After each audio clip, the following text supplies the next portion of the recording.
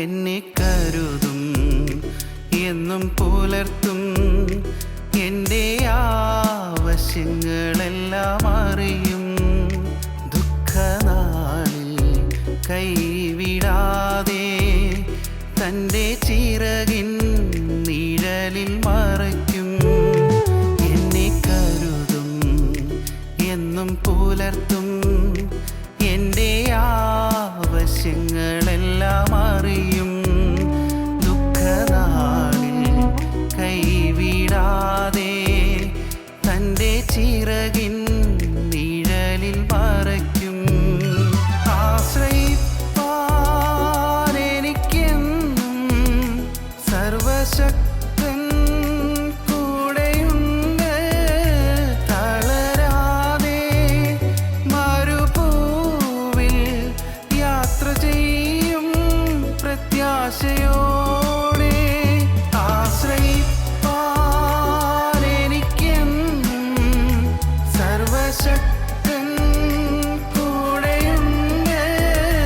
തളരാതെ മരുഭൂവിൽ യാത്ര ചെയ്യും പ്രത്യാശയോടെ.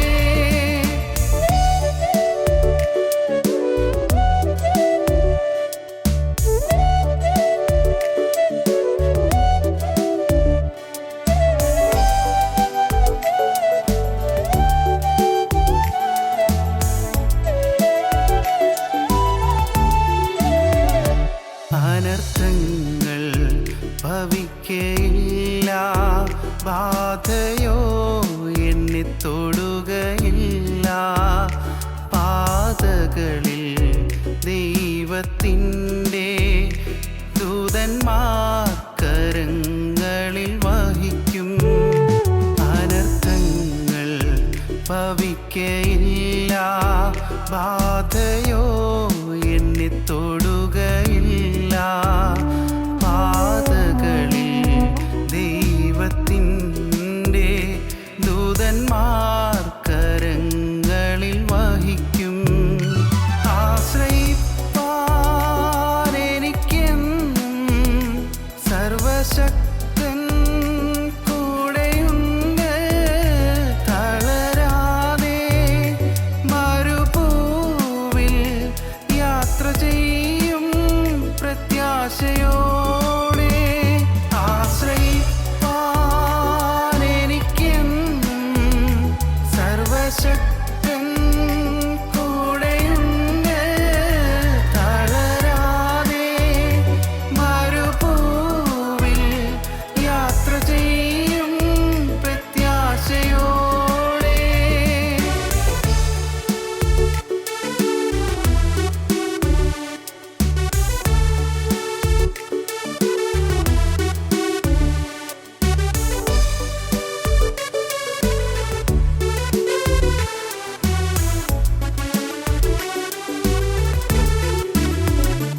രാത്രിയിലെ ഭയത്തെയും പകലിൽ പറക്കുമസ്ത്രത്തെയും ഇരുളതിലെ മഹാമാരി സംഹാരത്തെയും ഞാൻ പേടിക്കില്ല. രാത്രിയിലെ ഭയത്തെയും പകലിൽ പറക്കുമസ്ത്രത്തെയും ഇരുളതിലെ മഹാമാരി സംഹാരത്തെയും ഞാൻ പേടിക്കില്ല. ആശ്രയിപ്പാൻ എനിക്കെന്നും സർവശക്തൻ കൂടെയുണ്ട്. തളരാതെ മരുഭൂവിൽ യാത്ര ചെയ്യും പ്രത്യാശയോടെ.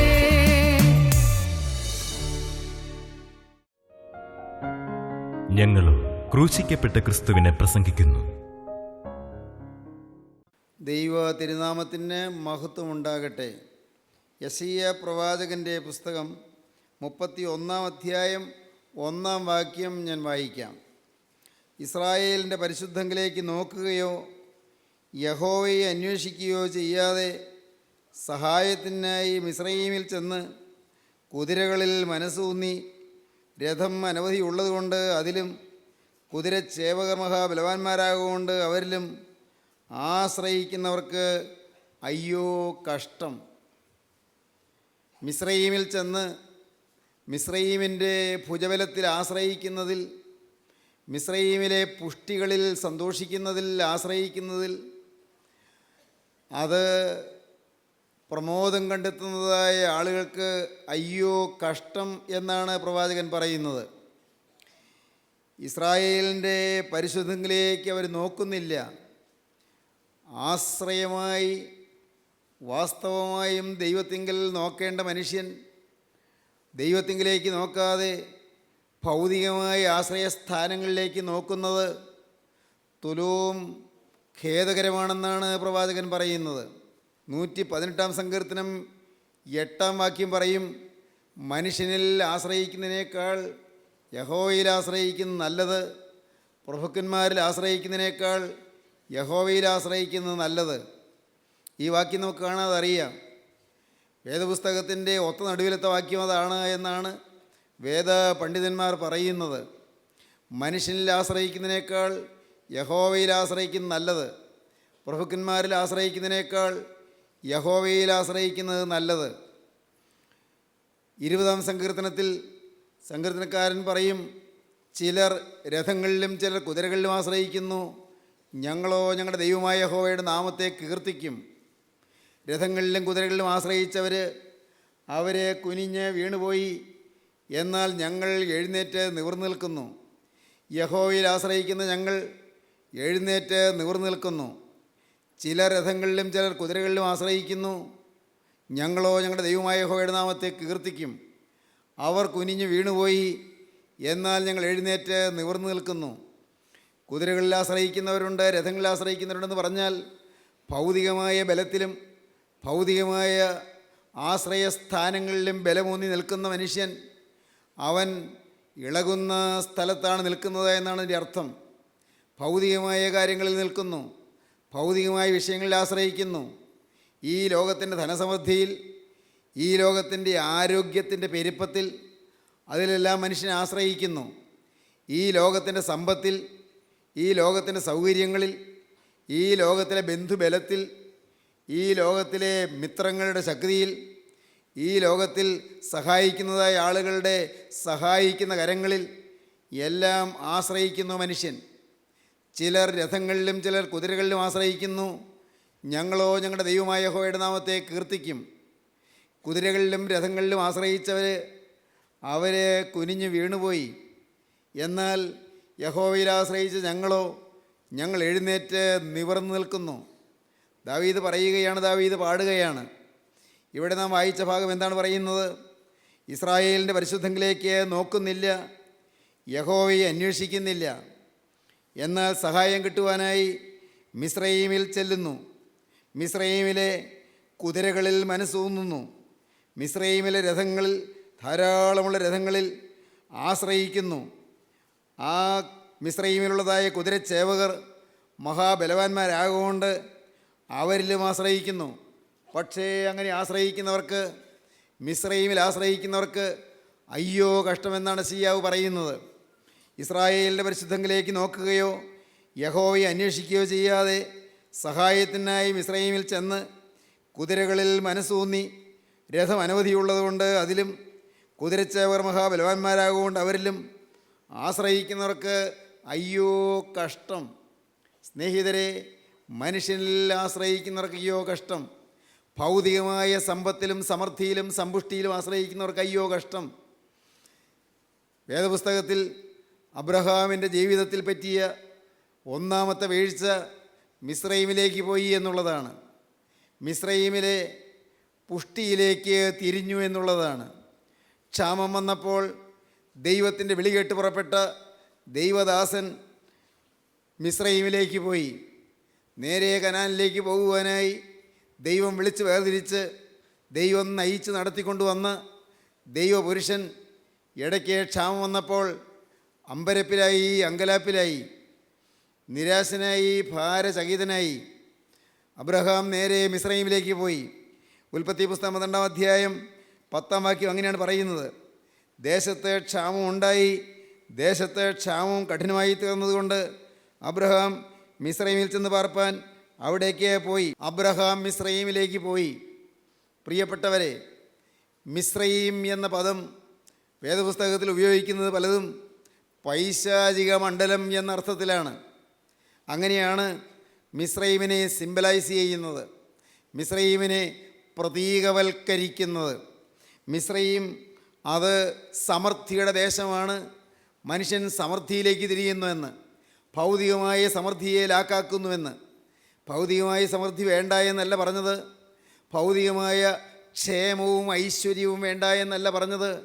പക്ഷേ അതിലേക്ക് നാം ആശ്രയമൂന്നിപ്പോയാൽ, കാണേണ്ടവനെ കാണാതെ, ആശ്രയിക്കേണ്ടവനെ ആശ്രയിക്കാതെ, നോക്കേണ്ടവനെ നോക്കാതെ നാം ഭൗതിക സമ്പത്തിലേക്കും ഭൗതികമായ സ്വാധീനങ്ങളിലേക്കും തിരിഞ്ഞു പോയാൽ അനർത്ഥം പെരിയതായിരിക്കും എന്ന് തിരുവചനം നമ്മെ പഠിപ്പിക്കുന്നു.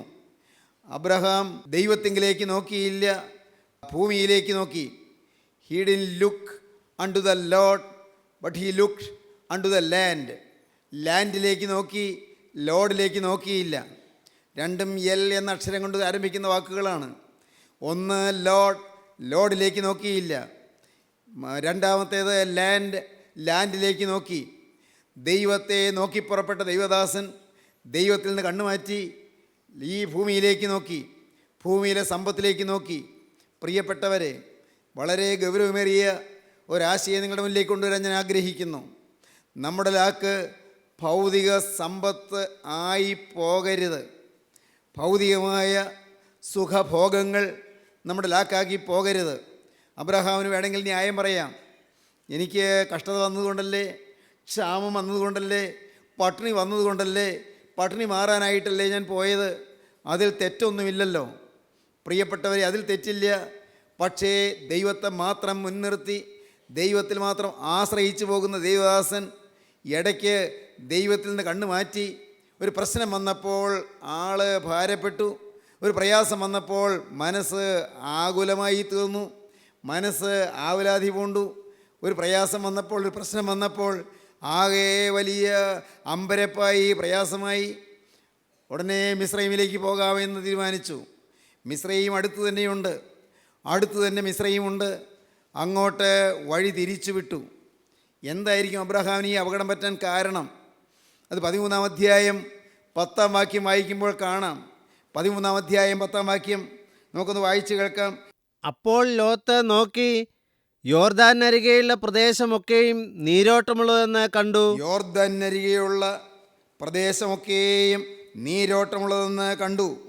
യഹോവ സോദോമിനെയും ഗൊമോരയെയും നശിപ്പിച്ചതിന് മുമ്പേ അത് യഹോവയുടെ തോട്ടം പോലെയും സോവർ വരെ മിസ്രൈം ദേശം പോലെയുമായിരുന്നു. സോദോം ഗൊമോറ എന്ന ദേശങ്ങൾ മിസ്രൈം ദേശം പോലെയായിരുന്നു. നല്ല നീരോട്ടമുള്ള പ്രദേശങ്ങൾ, നല്ല ഫലഭൂയിഷ്ടമായ പ്രദേശങ്ങൾ, നല്ല നല്ല വളക്കൂറുള്ള മണ്ണുള്ള പ്രദേശങ്ങൾ, ധാരാളം സമ്പാദിക്കാൻ പോകുന്ന സാഹചര്യങ്ങൾ ലോത്ത് കണ്ട് അങ്ങോട്ട് പോയി എന്നാണ് പറയുന്നത്. അബ്രഹാമിൻ്റെ കൂടെ മെസപ്പൊട്ടോമിയയിൽ നിന്ന് പുറപ്പെട്ട ലോത്ത് ഇപ്പോൾ അബ്രഹാമിൻ്റെ ആലോചന കൊടുത്തു കാണും, അബ്രഹാമിന് ഒരു നിർദ്ദേശം കൊടുത്തു കാണും. കൂടെ പോന്ന ദൈവദാസൻ, ദൈവ പൈതൽ തന്നെയാണ് ലോത്ത്. രണ്ടുപേരും ഒരുമിച്ച് തന്നെയാണ് പുറപ്പെട്ടത്. രണ്ടുപേരും വിഗ്രഹാരാധികളുടെ ഇടയിൽ നിന്നാണ് പുറപ്പെട്ടത്. രണ്ടുപേരും ഒരുമിച്ചാണ് ഇതുവരെ യാത്ര ചെയ്തത്. രണ്ടുപേരും ഒരുമിച്ച് തന്നെയാണ് പോകുന്നത്. ഈ രണ്ടുപേരും ഒരുമിച്ചാണ് പ്രശ്നത്തെ നേരിടുന്നത്. ക്ഷാമം വന്നു എന്നുള്ള രണ്ടുപേർക്കും ഒരുമിച്ച് നേരിടുന്ന പ്രശ്നമാണ്. അപ്പോൾ ലോത്ത് അബ്രഹാമിന് ഒരു ഉപദേശം കൊടുത്തു, അഥവാ ഒരാലോചന കൊടുത്തു. എന്താണ് ആലോചന? നീരോട്ടമുള്ള സ്ഥലങ്ങൾ അതാ കിടക്കുന്നു മിസ്രൈം. അവിടെ നീലനദിയുടെ പെരുവെള്ളത്തിൻ്റെ ഇരച്ചിലും അതിൻ്റെ പെരുപ്പത്തിലും നീലനദിയിൽ കൂടി ഒഴുകി വരുന്നതായി എക്കൽ മണ്ണടിഞ്ഞ വളക്കൂറുള്ള മണ്ണിതാ തീരപ്രദേശങ്ങളിൽ അങ്ങനെ അടിഞ്ഞുകൂടി കിടക്കുന്നു. നല്ല ജീവിത സൗകര്യമുള്ള സ്ഥലം. നമുക്ക് തൽക്കാലത്തെ ഈ ക്ഷാമം തീരുന്നതുവരെ അവിടെ ഒന്ന് കയറി പാർത്താൽ എന്താണ്, നമുക്ക് നല്ല സൗകര്യപ്രദമായി ഒരു നല്ല ജീവിത നിലവാരം ലഭിക്കുമല്ലോ. ഒരാലോചന കൊടുത്തു കാണും. നീരോട്ടമുള്ള സ്ഥലങ്ങൾ നോക്കുന്നവനാണ് ലോത്ത്. ലോത്ത് അവിടെ മെസപ്പൊട്ടോമിയയിൽ നിന്ന് പുറപ്പെട്ടെങ്കിലും അവിടെ നിന്ന് പുറപ്പെട്ടു എന്നുള്ളത് സത്യമാണ്. ഒരു മാനസാന്തരം കിട്ടിയെന്നുള്ളത് സത്യമാണ്. പ്രകടമായ പാപങ്ങൾ വിട്ടു എന്നുള്ളത് സത്യമാണ്. പക്ഷേ അകത്തെ ലോകത്തോടുള്ള ചായ്വ് പോയിട്ടില്ല. ലോകത്തോടുള്ളതായ പറ്റുമാനം പോയിട്ടില്ല. ലോകത്തിൻ്റെ കൗശലവും ലോകത്തിൻ്റെ ബുദ്ധിയും പോയിട്ടില്ല. ലോകത്തിൻ്റെ ആശ്രയം പോയിട്ടില്ല. പ്രിയപ്പെട്ടവരെ, മാനസാന്തരപ്പെട്ട ദൈവമക്കൾ അനേകം പേര് മാനസാന്തരപ്പെട്ടവരാണ്, വചനം കേൾക്കുന്നവരാണ്. നിങ്ങൾ അനേകർ അങ്ങനെയല്ലേ? നിരന്തരം വചനം കേൾക്കുന്നു, ജീവൻ്റെ ദൂതുകൾ നിങ്ങൾ കേൾക്കുന്നു, ജീവൻ്റെ അരുളപ്പാടുകൾ നിങ്ങൾ കേൾക്കുന്നു, ജീവൻ്റെ അനുഭവങ്ങൾ നിങ്ങൾക്ക് ലഭിക്കുന്നു. എന്നാൽ നിങ്ങളുടെ പഴയ മനുഷ്യനിൽ അന്തർലീനമായി കിടക്കുന്നതായ ലോകമയത്വം മാറുന്നില്ല. ലോകമയത്വം മാറാതിരിക്കുന്നത് കൊണ്ട് ഒരു ടെസ്റ്റ് കേസ് വരുമ്പോൾ, ഒരു പരീക്ഷണഘട്ടം വരുമ്പോൾ, അപ്പോൾ കാണാം നിങ്ങളുടെ ലോകസ്നേഹം പൊന്തി വരുന്നത്. അപ്പോഴാണ് ലോകസ്നേഹം വെളിയിൽ വരുന്നത്. ഒരു സാഹചര്യം വരുമ്പോൾ, ഒരു ടെസ്റ്റ് കേസ് വരുമ്പോൾ, അപ്പോൾ നിങ്ങൾക്ക് നിങ്ങളുടെ പഴയ മനുഷ്യൻ്റെ ആലോചനകൾ പൊന്തി വരും. ചിന്തിക്കൂ, നിങ്ങൾ ദയവായി ചിന്തിക്കൂ. കർത്താവിൻ്റെ തിരുവചനം പറയുന്നു, ലോകത്തെയും ലോകത്തുള്ളതിനെയും സ്നേഹിക്കരുത്.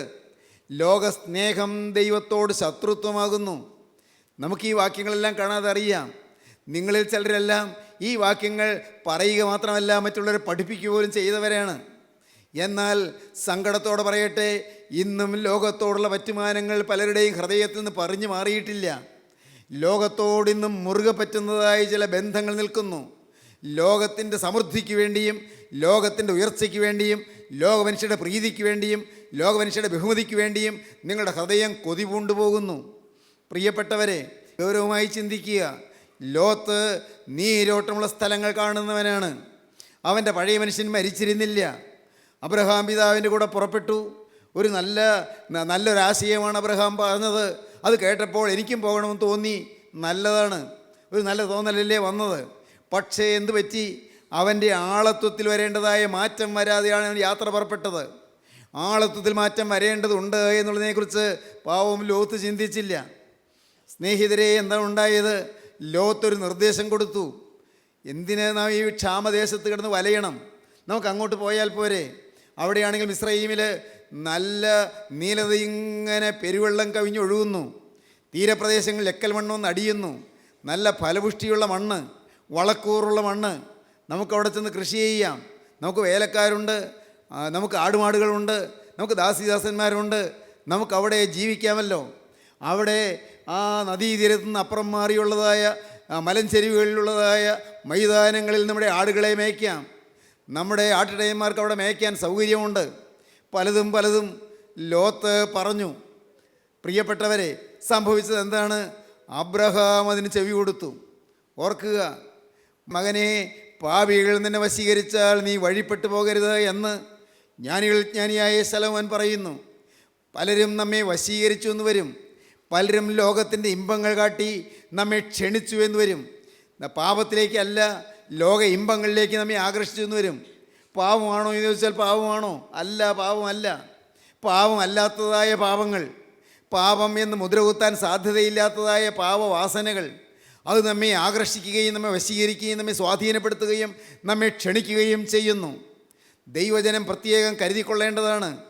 ദൈവജനം പ്രത്യേകം ജീവിതത്തിൽ സൂക്ഷ്മതയോടെ ജാഗ്രതയോടെ വീക്ഷിച്ച് നിൽക്കേണ്ട ഒരു വിഷയമാണിത്. ദൈവത്തിന് സ്തോത്രം. സ്നേഹിതരെ, ജീവിതത്തിൽ ഇങ്ങനെയുള്ള അനുഭവങ്ങൾ കൂടി പോയ അനേകം പേരോട് ഇരിപ്പുണ്ടെന്ന് എനിക്കറിയാം.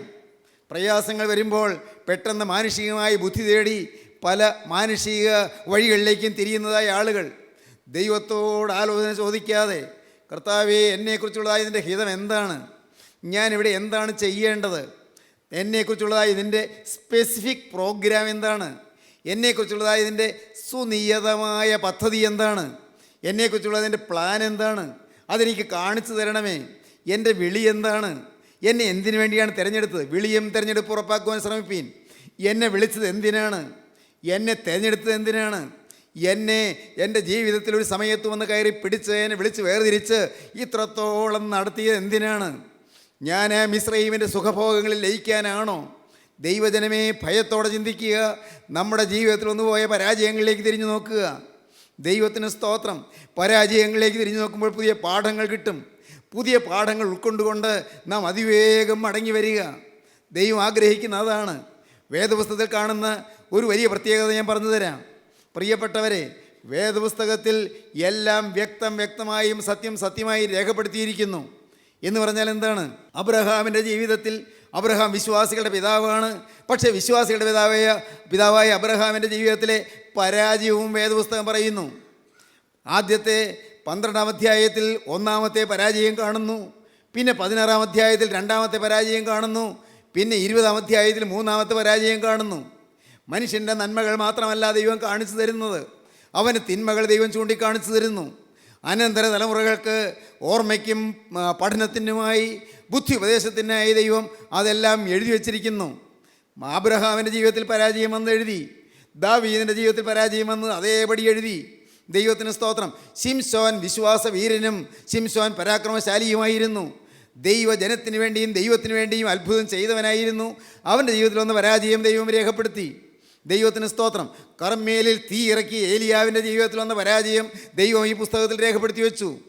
നന്മകളും ശ്രേഷ്ഠതകളും മാത്രമല്ല, പരാജയങ്ങളും ദൈവം രേഖപ്പെടുത്തി വയ്ക്കുകയാണ്. സ്നേഹിതരെ, നമ്മുടെ ജീവിതത്തിലേക്ക് നോക്കുക. പരാജയങ്ങളും കാണുന്ന ദൈവം നമ്മെ വെറുക്കുകയല്ല. നമ്മുടെ ജീവിതത്തിൽ പരാജയം വന്നതിൽ നമ്മെ അറപ്പോടെ മാറ്റി നിർത്തുകയല്ല. ദൈവം നമ്മെ ശപിക്കുകയല്ല. പരാജയങ്ങളിൽ നിന്ന് പാഠങ്ങൾ ഉൾക്കൊണ്ട് നാം വിജയത്തിൻ്റെ പാതയിലേക്ക് കുതിച്ചെത്തുവാനാണ് ദൈവം നമ്മെക്കുറിച്ച് ആഗ്രഹിക്കുന്നത്. വിജയത്തിലേക്ക് മടങ്ങി വരിക, പരാജയങ്ങളിൽ നിന്ന് പാഠങ്ങൾ പഠിച്ചെടുക്കുക, വീഴ്ചകളിൽ നിന്ന് പാഠങ്ങൾ പഠിച്ചെടുക്കുക. ഓരോ കാര്യങ്ങളിൽ നാം താണുപോയത്, തളർന്നുപോയത്, വീണുപോയത്, ബലഹീനമായി പോയത്, അത് നാം പഠിച്ചെടുക്കുക. എബ്രായ ലേഖന കർത്താവ് എഴുതുന്നു. എന്താണ് എഴുതുന്നത്? നമുക്കുള്ള മഹാപുരോഹിതൻ നമ്മുടെ ബലഹീനതകളിൽ സഹതാപം കാണിപ്പാൻ കഴിയാത്തവനല്ല. എൻ്റെ ദൈവത്തിന് സ്തോത്രം. എന്തൊരാശ്വാസകരമായ വാക്കാണ്. നമുക്കുള്ള മഹാപുരോഹിതൻ നമ്മുടെ ബലഹീനതകളിൽ സഹതാപം കാണിപ്പാൻ കഴിയാത്തവനല്ല, പാപമൊഴികെ സകലത്തിലും നമുക്ക് തുല്യമായി പരീക്ഷിക്കപ്പെട്ടവൻ അത്രേ നമുക്കുള്ളത്. അതുകൊണ്ട് കരുണ ലഭിപ്പാനും തൽസമയത്ത് സഹായത്തിനുള്ള കൃപ പ്രാപിപ്പാനുമായി നാം ധൈര്യത്തോടെ കൃപാസനത്തിനടുത്ത് ചെല്ലുക. ധൈര്യത്തോടെ ചെല്ലാനാണ് പറയുന്നത്. അയ്യോ, ഞാൻ വീണുപോയല്ലോ, അയ്യോ, ഞാൻ തളർന്നു പോയല്ലോ, അയ്യോ, എനിക്ക് തെറ്റ് പറ്റിപ്പോയല്ലോ, അയ്യോ, എനിക്ക് അബദ്ധം പറ്റിപ്പോയല്ലോ. നിരാശപ്പെട്ട് തളർന്നിരിക്കരുത്. പുതിയ പാഠം ഉൾക്കൊണ്ടുകൊണ്ട് ചാടി എഴുന്നേൽക്കണം. ദൈവത്തിന് സ്തോത്രം. നീതിമാൻ വീണാലും നിലം പരിചാകയില്ല, അവിടെ കിടക്കാൻ എൻ്റെ ദൈവം സമ്മതിക്കുകയില്ല. മകനെ, നിന്നോട് പറയട്ടെ, മോളെ, നിന്നോട് പറയട്ടെ, നീ വീണ് കിടക്കാൻ ദൈവം സമ്മതിക്കുകയില്ല. തക്ക സമയത്ത് ദൈവം നിനക്ക് ആലോചന തരും. പക്ഷേ നിനക്ക് നഷ്ടങ്ങളുണ്ട്, നഷ്ടങ്ങൾ വരും, ശരിയാണ്. എന്നാൽ ആ നഷ്ടങ്ങളിൽ നിന്ന് ലാഭത്തിലേക്ക് കുതിച്ചു മാറാൻ നിനക്ക് കഴിയും. ദൈവം നിന്നെ ലാഭത്തിലേക്ക് ആക്കി തീർക്കും. അബ്രഹാമിൻ്റെ ജീവിതത്തിൽ പരാജയം സംഭവിച്ചു. അവൻ ഭൂമിയിലെ പുഷ്ടിയെ ആശ്രയിച്ചു, അവൻ സമ്പത്തിൽ ആശ്രയിച്ചു. പ്രയാസം വന്നപ്പോൾ ലോകത്തിലേക്ക് തിരിഞ്ഞു, ദൈവത്തെ വിട്ടു, ദൈവമുഖത്തു നിന്ന് കണ്ണു പറിച്ചു. അവൻ്റെ ഏകാഗ്രത മാറിപ്പോയി, അവൻ്റെ ശ്രദ്ധ മാറിപ്പോയി. അവൻ ദൈവത്തിൽ നിന്ന് മാറിയിട്ട് അവൻ ലോകത്തിൻ്റെ ഇമ്പങ്ങളിലേക്ക് തിരിഞ്ഞു, ലോക മനുഷ്യരുടെ ആലോചനയ്ക്ക് തിരിഞ്ഞു. കൂട്ടായ്മയിൽ ഉള്ളവൻ തന്നെയാണ് ലോത്ത്. എന്നാൽ ലോത്തിൻ്റെ ദുരാലോചന തിരിച്ചറിയേണ്ട ആളാണ് അബ്രഹാം. ലോത്ത് പറഞ്ഞതിലുള്ളതായ അപകടം മനസ്സിലാക്കേണ്ട വിശ്വാസികളുടെ പിതാവാണ് അബ്രഹാം. അബ്രഹാമിന് അനുഭവങ്ങൾ കിട്ടിയവനാണ്, നേരിട്ട് അരുളപ്പാട് കിട്ടിയവനാണ്. ലോത്തിന് നേരിട്ട് അരുളപ്പാട് കിട്ടിയിട്ടില്ല. അബ്രഹാമിനോട് ദൈവം നേരിട്ട് സംസാരിച്ചതാണ്. എൻ്റെ സ്നേഹിതരെ, നിങ്ങൾ അനേകം പേര് സ്വർഗത്തിലെ ദൈവം നേരിട്ട് സംസാരിച്ച് അനുഭവം ഉള്ളവരല്ലേ? ദൈവം നിങ്ങൾക്ക് നേരിട്ട് അരുളപ്പാടുകൾ തന്നിട്ടില്ലേ? നിങ്ങളോടുള്ളതായ സ്പെസിഫിക് മെസ്സേജ് ദൈവം വരെ തന്നിട്ടില്ലേ? നിങ്ങൾക്കുള്ളതായ ഓരോ പ്രത്യേകതകളും ചൂണ്ടിക്കാണിച്ചുകൊണ്ട് സ്വർഗത്തിലെ ദൈവം നിങ്ങളോട് സംസാരിച്ചിട്ടില്ലേ? നിങ്ങൾക്ക് കിട്ടിയ അനുഭവങ്ങൾ, സമ്പത്ത് എത്ര വിലപ്പെട്ടതാണ്. എന്നാൽ നിങ്ങളോട് നേരിട്ട് ദൈവം സംസാരിച്ചതാണെങ്കിൽ മറ്റാരുടെയെങ്കിലും ആലോചനയ്ക്ക് നിങ്ങൾ ചെവി കൊടുത്തു പോകരുത്. കൂട്ടായ്മയിൽ തന്നെയുള്ളവനാണ് ലോത്ത്. പക്ഷേ ലോത്തിന് നേരിട്ട് അരുളപ്പാടില്ല. അരുളപ്പാടല്ല അബ്രഹാമിനാണ് വാഗ്ദത്തങ്ങൾ. 7 വാഗ്ദത്തങ്ങൾ ലഭിച്ചവനാണ് അബ്രഹാം. 12-ാം അധ്യായം ആദ്യ ഭാഗത്ത് നാം കണ്ടു അബ്രഹാമിന് 7 വാഗ്ദത്തങ്ങൾ ലഭിച്ചു എന്ന്. ഈ വാഗ്ദത്തങ്ങളെല്ലാം ലഭിച്ച ദൈവപുരുഷൻ ഇപ്പോൾ ഭൗതികമായ ചിന്താഗതിയിലേക്ക് മാറിത്തിരിഞ്ഞ് അവൻ വഴിവിട്ട് പോകേണ്ടവനല്ല. ദൈവത്തിന് സ്തോത്രം. ദൈവവൈതലേ, നിന്റെ ജീവിതത്തിൽ എവിടെയെല്ലാം നീ വഴിവിട്ട് പോയിട്ടുണ്ടോ അവിടെ അതിൻ്റെ പിന്നിൽ ആരുടെയെങ്കിലും പ്രേരണാശക്തി കാണും. ആരെങ്കിലും അതിന് പിന്നിൽ പ്രേരിപ്പിച്ചിട്ടുണ്ടാകും. ഒരുപക്ഷേ കൂട്ടായ്മയിൽ തന്നെയുള്ള ദൈവമക്കളാകാം, അതല്ലെങ്കിൽ ലോക മനുഷ്യരാകാം, അല്ലെങ്കിൽ ബന്ധുമിത്രാദികളായിരിക്കാം, അല്ലെങ്കിൽ ഈ ലോകത്തിൽ നമ്മുടെ കൂടെ ജോലി ചെയ്യുന്നവരാരെങ്കിലും ആയിരിക്കാം. ആരുടെയെങ്കിലും ദുരാലോചന നമ്മെ വഴിതെറ്റിച്ചിട്ടുണ്ടാകാം. ദൈവമക്കൾ എന്ന് പറയുന്നവരിൽ തന്നെയുള്ളതായ ദുരാലോചനകൾ നിങ്ങളെ വഴിയിലേക്ക് നേരെ പോകേണ്ടതിന് പകരം വ്യതിചലിക്കുന്നതിന് കാരണമായി തീർന്നിട്ടുണ്ടാകാം. സൂക്ഷ്മതയോടെ, കരുതലോടെ, ജാഗ്രതയോടെ നിന്നുകൊള്ളുക. ദൈവത്തിന് സ്തോത്രം. അബ്രഹാമിന് വന്ന നഷ്ടങ്ങൾ ഭയാനകമായിരുന്നു. നഷ്ടങ്ങൾ ഭയാനകം.